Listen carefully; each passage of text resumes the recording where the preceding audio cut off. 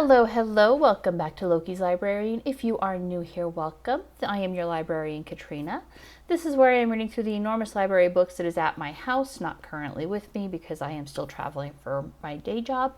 But after I read the book, I give you a quick synopsis and tell you what I think about it. So if you like books, just aren't sure what to read next, hit that subscribe button, like and share my videos, and let me know what you think in the comments. It is the last Sunday of the month, meaning it is time for the next president, making this week's book of the week The Unexpected President, Life and Times of Chester A. Arthur by Scott S. Greenberger. The accompanying cocktail is going to be a highball. Now, I know I did a highball a few months ago with Ulysses S. Grant, but that one had a few extra steps. This one is just going to be a classic whiskey highball. So it's 2 ounces of whiskey, 4 ounces of ginger beer, and a lemon wedge. So let's do this. Chester Allen Arthur, so that's the A in the A part, was born October 5th, 1829 in Fairfield, Vermont, to William and Malvina Arthur. William Arthur was a preacher and an avid abolitionist at a time when abolitionists were seen as extremists and were really unpopular with their neighbors. Everywhere, not just in the South. William Arthur was chased out of more than one town in New York for his views and for preaching abolitionism. They were really unpopular. 2 ounces. This cup is not very big. I maybe should have halved the recipe. Am I going to have room for that much beer? For that much ginger beer? We're going to find out. So this meant that Arthur was raised with the strong moral sense of the evils of slavery. And I mean, Arthur, as he grew up, he was like this big, affable guy. He was well liked, he was popular with his classmates, he attended Union College where he received a classical education, meaning languages and philosophy. He was a teacher for a brief bit before moving to New York City and becoming an attorney for a family friend, Erastus Culver. Eventually he became a junior partner in Culver's firm. Oh, there is enough room in there. Doesn't have to be shaken, which is good because it's a fizzy drink, and the lemon wedge to go in. Anyways, he was a junior partner in Culver's firm, and that's where he received his first kind of high-profile case, a full 100 years ahead of Rosa Parks and the Alabama bus boycott. Elizabeth Jennings was an African-American school teacher, and she was late for church one day when she boarded a streetcar in New York that had been designated for white people only. The driver at first seemed cool with it, but the ticket taker, or guard, I don't remember which one, but he basically told her to get off the bus and she refused. She's like, look, I am late for church. You are going my way. Take me to my church. There was a bit of a scuffle. Eventually the guard and the driver gave up and they continued on their way, and she rode along all the way up until basically they spotted a policeman, at which case they pulled over, called the cop on board, and the cop escorted her off. Told her, if you have a problem with it, sue him. And she did. And the law firm came to the lawsuit, was brought to Culver's firm, and Arthur was assigned to work on it.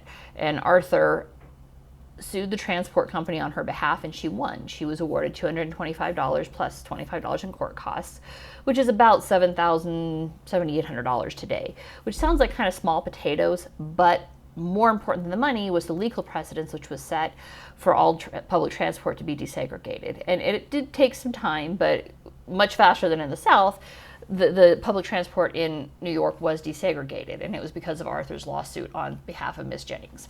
Now, in 1856, he met Ellen Herndon and fell in love. He quickly became engaged, and he decided to move to Kansas.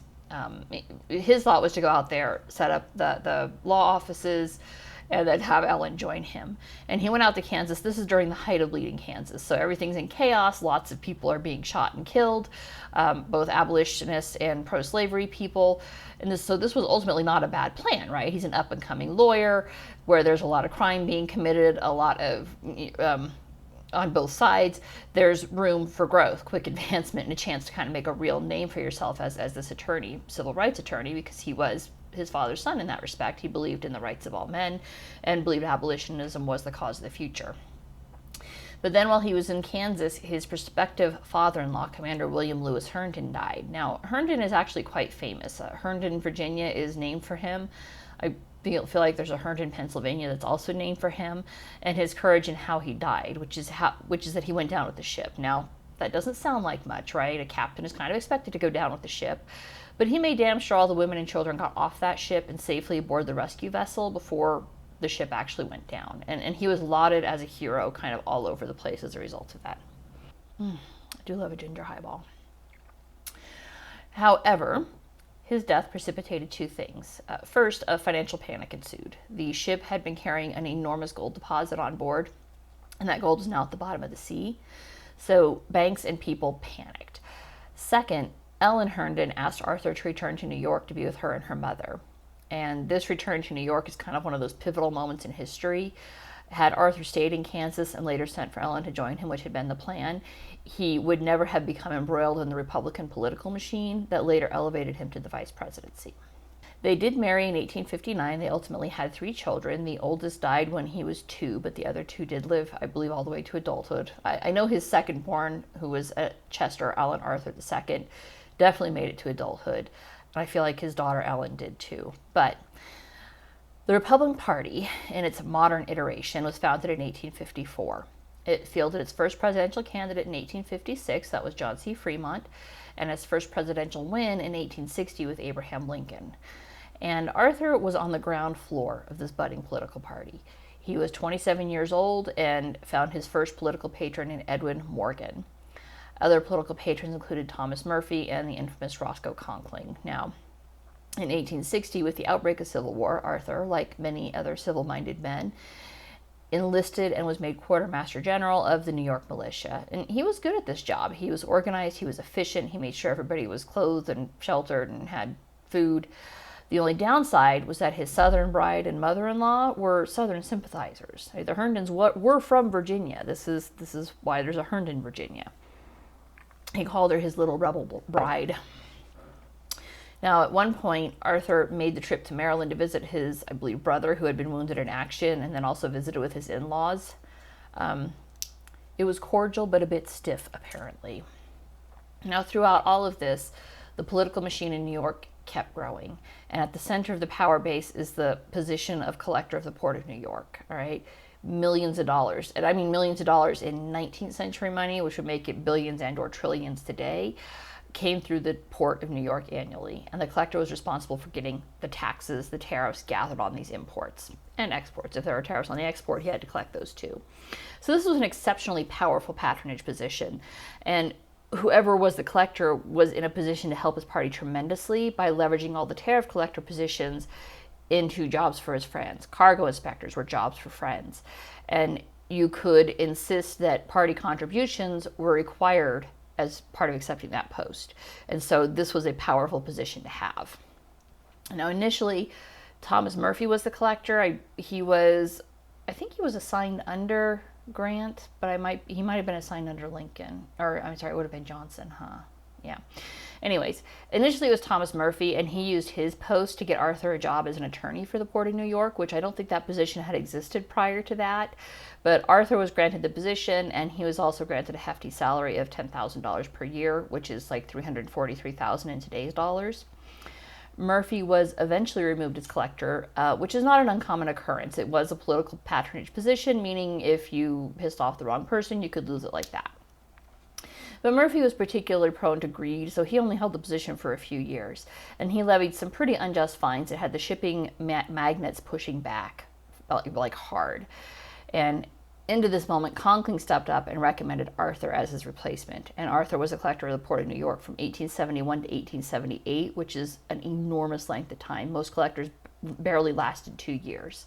So he did this for a long time, basically just using that position to get investments going and to bring in more money for himself, for his party. I mean, he was certainly a multimillionaire by the time he was done with that position.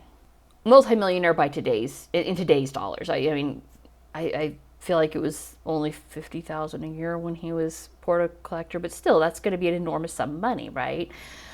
He was ultimately removed by Rutherford B. Hayes in Hayes' attempt to overhaul the patronage system. And a little over a year after his removal in 1878, he was made chairman of the Republican Party in New York under Conkling's direct patronage. Conkling at this point in time is a senator to D.C. In 1880, Ellen died, leaving Arthur a widower and the sole parent to their young daughter. And that's what he was doing. He was doing this chairman of the party of the New York Republican Party and raising his daughter when he went to the 1880 Republican Convention where Garfield was ultimately nominated. And because Garfield knew he needed New York to win, he asked Arthur to balance the ticket. Conkling was not pleased with this. He wanted Garfield to reject it. But Garfield, since he had no experience in Congress, the senator, either at a local level or nationally, realized this was basically his chance. This is the highest honor he was ever going to get, was this position of vice president, because he'd never served in any other executive or legislative position. And so he accepted it, and then used his enormous network of contacts that he had made as collector of New York to chivvy more donations and more votes, ultimately securing New York for the Republicans and thus ensuring a victory for the Garfield-Arthur ticket. There's actually more information on Arthur's vice presidency in last month's book on Garfield, but Arthur essentially played second fiddle to Conkling during this time, following the dictates of the Republican machine and doing as he was told. And that lasted all the way up until July 2nd, 1881, when word reached him of the assassination attempt of James Garfield. Now, when Arthur heard, first off, that James had been shot, second, that Charles Guiteau's words on being arrested were that, Guiteau was a stalwart and Arthur would be president, Arthur's blood ran cold. I mean, he knew the entire nation was watching, and basically no one was happy at the thought of an Arthur presidency. He was known to be a Conkling man, and the entire country thought that basically it was going to be Conkling running things behind the scenes, and that Arthur was just going to be a figurehead. Into this moment in time, a curious connection is made. In the 2.5 months between Garfield being shot and his actual death, Julia Sand, who was the youngest daughter of a wealthy New York family of Christian Henry Sand, began writing letters to Arthur. Now, it wasn't a correspondence in that Arthur never wrote her back, at least no letters have been found indicating he wrote her back, and I believe she probably would have kept them. But we know he did receive and read her letters, because there was a stack of 23 letters was found by his son Chester Allen after Arthur's death. It was several years, 30, 40 years after his death. But they had been specifically set aside and kept together. So there's no doubt that something about these letters spoke to Arthur and provided him some comfort and guidance. So Julia Sand expressed several things pretty consistently in her letters. First off, condolences at the difficult spot he found himself in. She recognized that he never wanted to be president, and certainly did not want to be president under these circumstances. She acknowledged that most Americans did not want an Arthur presidency, and that America in general feared a Conkling presidency in reality, that Arthur would just be that figurehead.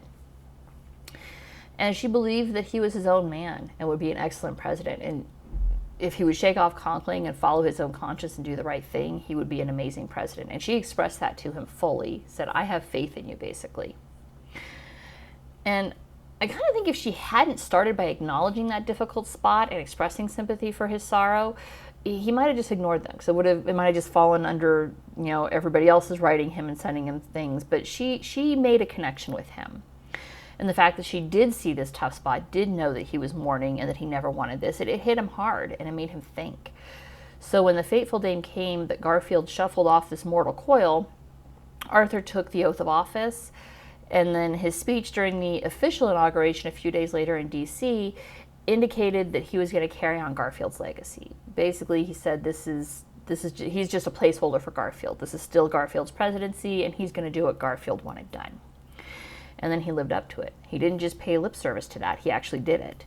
And he began immediately talking about civil service reform. And when the first Civil Service Act was signed in 1883, he didn't just sign it, he enforced it. He followed the provisions of the law, created the three-man panel that was bipartisan to ensure that the Reform Act went through and was carried out as it was written. And all of this contributed to Arthur rebuilding a good name for himself with the American people. Arthur did not enjoy the White House. Since he had never thought he would be there, it was not something he wanted. He certainly had some executive capability, which he learned during his position as quartermaster during the Civil War. It's not what he wanted. He was essentially a private man, and he did everything he could to keep his young daughter out of the public eye. If somebody would ask about her, he would cut off the conversation. And he also tried to keep his own life as private as he could, which might be why he never wrote back to Julia Sands. It also could be that some of her letters were very flirtatious. I feel like she probably had a bit of a crush on him, and he loved his wife, and he mourned her death up until his own passing like 9 years later. He did, however, visit Julia Sand one time, like one memorable time. He surprised the family at home while he was in New York and spent an evening engaged in conversation with the Sand family. And it's a visit that kind of went down in family lore and was confirmed to Chester Allen Jr. in the 1930s when he reached out to the Sand family to ask about the letters that he found.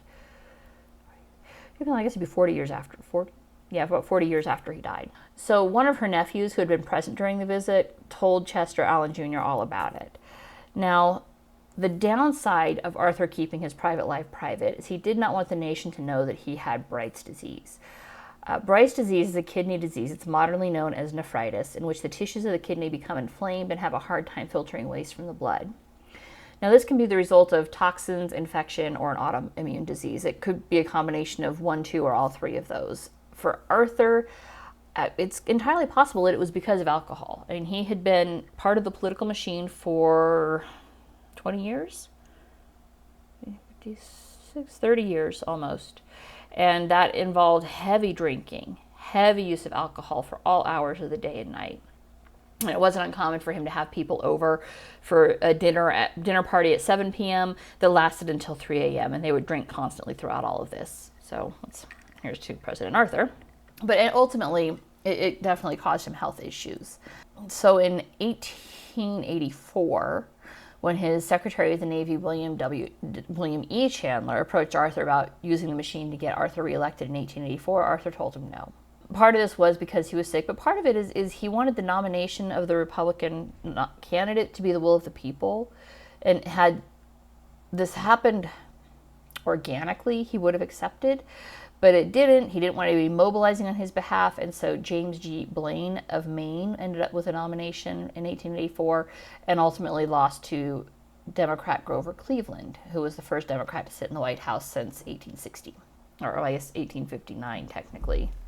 Oh no, it'd be 1860 because Lincoln stepped up in 61. So with some relief upon his loss, Arthur retired to private life. And he was quite wealthy. I mean, he didn't have much of his White House salary left, but he made considerable investments during his time as collector of the Port of New York, and he was able to live quite comfortably until he died on November 18th, 1886. It's interesting, though, so the author draws the conclusion that Arthur was probably ashamed of some of the machinations that went on when he was part of the Republican machine, because Arthur, in that time between when he stepped down as president and his death, burned a huge chunk of his political writings and political activities from when he was part of the Republican machine. And so I think shame is probably a very likely explanation for this. I mean, it could be that there were illegal activities in there, but as a lawyer, why would he have kept anything that was directly illegal that could prove that he had engaged in illegal activities? So I feel like shame is probably a valid reason. So we don't have a whole lot of his writing and papers from when he was part of that Republican machine from 1856 up until he stepped into the White House. But he did keep his White House papers and then this stack of letters from Miss Julia Sand. This book was okay. I mean, it was not bad. I always love a good redemption story arc, and that was certainly there in full, right? He outlined kind of Arthur's fall from a preacher's son to a corrupt politician, and how Arthur raised himself back up with a bit of guidance from his friend, Miss Julia Sand, and became a president the country was sad to see go when he left the White House. And when he died, the nation mourned his passing.